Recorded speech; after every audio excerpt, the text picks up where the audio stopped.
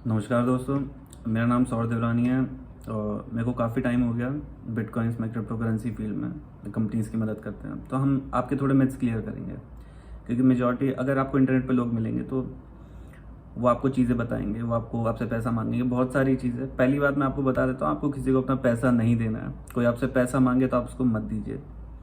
बहुत सारे ढोंगी भी आ गए हैं मार्केट में जो आपका पैसा लेके भाग सकते हैं। और मैं कोई फाइनेंशियल एडवाइस नहीं दे रहा हूँ यहाँ पर। अगर मैं किसी भी चीज़ के बारे में बोलता हूँ, ऐसा नहीं है कि आप वो चीज़ जाके खरीद लीजिए। मैं कभी नहीं कहूँगा आपको ऐसे कुछ खरीदने के लिए। तो पहले मेजॉरिटी क्वेश्चन लोगों के दिमाग में आता है कि बिटकॉइन स्कैम है कि नहीं। पहली बात ये, बिटकॉइन स्कैम नहीं है। स्कैम वो चीज़ होती है जो पर्दे के पीछे की जाती है, जिसके बारे में लोगों को पता नहीं चलता। और बिटकॉइन एक ऐसी चीज़ है जो एक डिसेंट्रलाइज नेटवर्क पे है, जो पूरी दुनिया देख सकती है। आप सारे ट्रांजैक्शंस देख सकते हैं ऑनलाइन। तो वो स्कैम नहीं हो सकता, पहली बात तो ये, क्योंकि वो प्रॉपरली डिसेंट्रलाइज है। अगर आपको डिसेंट्रलाइज का मतलब नहीं पता तो मैं एक छोटे से एग्जांपल से आपको बता सकता हूँ। स्कैम्स की बात कर रहे हैं, जैसे मान के चलिए पीएनबी का स्कैम हुआ था, आपको पता है, नीरव मोदी वगैरह चले गए पैसा लेके। ऐसा क्यों हुआ? क्योंकि एक सेंट्रलाइज अथॉरिटी थी। हमने ज़्यादा पावर दे रखी थी बैंक्स को। बैंक से एक सेंट्रल अथॉरिटी है, बैंक्स के पास आपका पैसा पड़ा होता है और वो उसको यूज़ करते हैं, वो उसको लोगों को लेंड करते हैं। लेकिन पैसा आपका है, आपका पैसा है, वो लोग यूज़ करते हैं और आपको पता नहीं कौन यूज़ कर रहा है। जैसे मैं 10,000 रुपये अपने बैंक में डाल देता हूँ, पीएनबी में, मान के चलो मैंने अपने पैसे डाल दिए, लेकिन मुझे अपना पैसा लेने के लिए चेक काटना पड़ेगा, एटीएम जाना पड़ेगा विड्रॉल करने के लिए, उनके पास जाना पड़ेगा। और मुझे नहीं पता मेरा पैसा कहाँ यूज़ करते हैं वो लोग, आपका पैसा कहाँ यूज़ करते हैं वो लोग। इसलिए सेंट्रलाइज अथॉरिटी एक्सप्लॉइट भी करते हैं आपको बहुत बारी। लेकिन डिसेंट्रलाइजेशन में ऐसा नहीं होता। डिसेंट्रलाइजेशन नेटवर्क में होता क्या है, आप खुद के बैंक हो, आपका वॉलेट है, मान के चले अपने मेटामास्क यूज़ कर सकते हैं। मेटामास्क वॉलेट है आपका, आपने उसमें एक इथीरियम रखा हुआ है, ठीक है। तो आपको किसी के पास नहीं जाना, आपका पैसा आपके कंप्यूटर में पड़ा हुआ है, आपके मेटामास्क के वॉलेट में पड़ा हुआ है, और वो आप ही का बैंक है। कोई उसे आके छेड़ नहीं सकता। आपका जब मन करे आप उसे एक्सचेंज पे डाल के बेच सकते हैं या किसी को भेज सकते हैं। अगर आपको ट्रांजैक्शन करनी है आप वो दे सकते हैं। उसकी टोटल अथॉरिटी आपके पास है। ये खास बात है डिसेंट्रलाइज नेटवर्क की। इसे ब्लॉकचेन नेटवर्क बोलते हैं। इसमें दुनिया भर के लोग वैलिडेट करते हैं ट्रांजैक्शंस आपकी।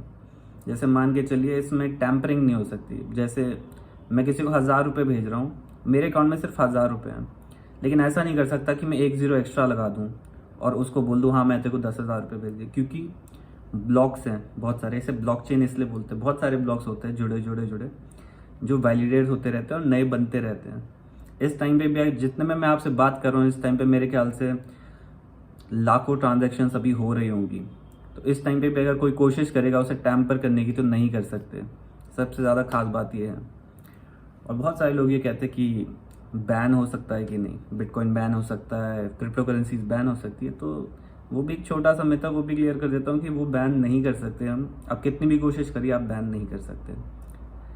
उसकी एक दूसरी चीज़ हो सकती है कि गवर्नमेंट रेगुलेशंस लगा सकती है कि अगर आपके पास क्रिप्टो करेंसीज हैं तो आप उसको कैश आउट नहीं कर सकते। ऐसे बैन कर सकती है गवर्नमेंट। ये ऐसे भी कर सकती है कि अगर आपके पास क्रिप्टो करेंसीज हैं और आप उसको फियाट में ट्रांसफ़र करते हैं तो आपके अकाउंट में जो पैसा आएगा उस पर आपको एक कैपिटल गेन पे करना पड़ेगा, टैक्सेस। आपको उस पर टैक्सेस पे करने पड़ेंगे। वो चीज़ हो सकती है। जहाँ तक बैन की बात है, आपको अगर क्रिप्टो करेंसीज बैन करनी है, आपको पूरी दुनिया का इंटरनेट बंद करना पड़ेगा, जो कि पॉसिबल नहीं है। सीधी सी बात, क्रिप्टो करेंसीज बैन नहीं हो सकती। और भी बहुत लोग पूछते हैं कि हम क्रिप्टो करेंसीज कैसे खरीद सकते हैं। बहुत सारे इसको चीज़ों को आपको सिंप्लीफाई करना पड़ेगा। सबसे सीधी बात, वो एक कमोडिटी है। जैसे आप राशन खरीद रहे हो ना, वैसे ही आप क्रिप्टो भी खरीद सकते हो। जैसे वजीरेक्स प्लेटफॉर्म है, वजीरेक्स में आप INR डिपॉजिट करके INR टू क्रिप्टो खरीद सकते हो, कोई सा भी, INR to BTC, INR to Ethereum, INR to Tron, आप कुछ भी खरीद सकते हो। बस आपको ट्रांसफ़र करना है, KYC करवानी पड़ेगी आपको। उसके लिए KYC होगी, उसके बाद आप कर सकते हैं, क्योंकि गवर्नमेंट रेगुलेशंस भी तो हैं। और बहुत सारे लोग ये पूछते हैं कि हम कौन सा क्रिप्टो कैसे सेलेक्ट करें। तो आपको पहले यूज़ केस देखना पड़ता है, कौन सा क्रिप्टो किस लिए यूज़ किया जाता है। इथीरियम बहुत ही अच्छी क्रिप्टो करेंसी है। इथीरियम नेटवर्क बहुत ज़्यादा यूज़ होता है, डिसेंट्रलाइज ऐप्स में भी यूज़ होता है।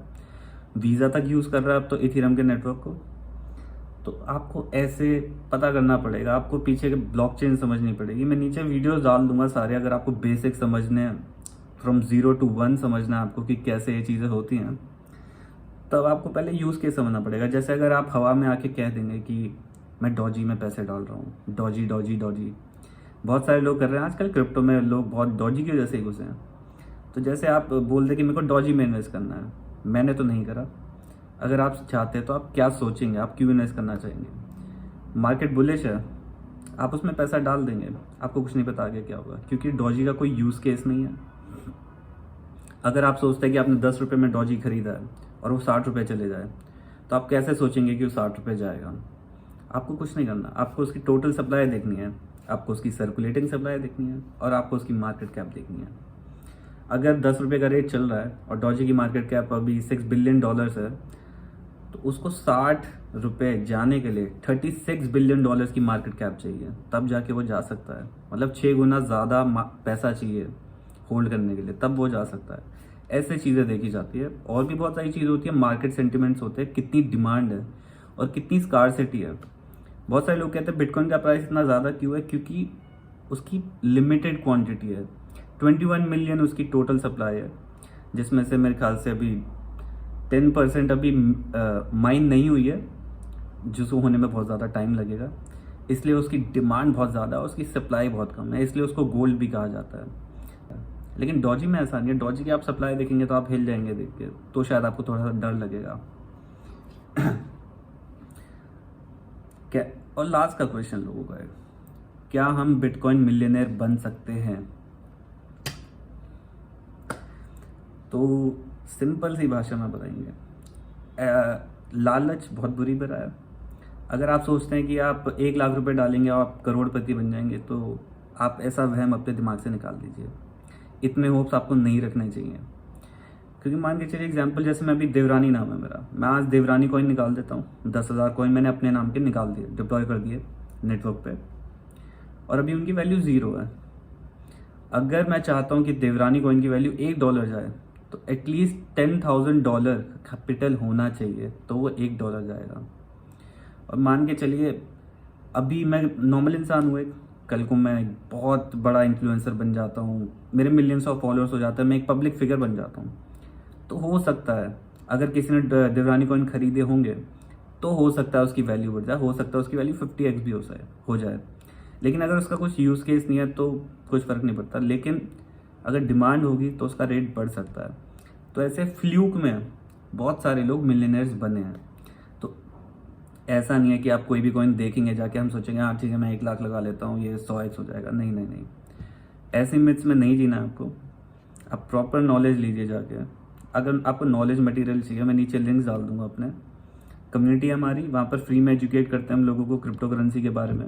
आपको कोई भी क्वेश्चंस है आप वहाँ जाइए पूछिए और लोग आपकी मदद करेंगे वहाँ पर। मेरे ख्याल से इतना बहुत है स्टार्टर्स के लिए।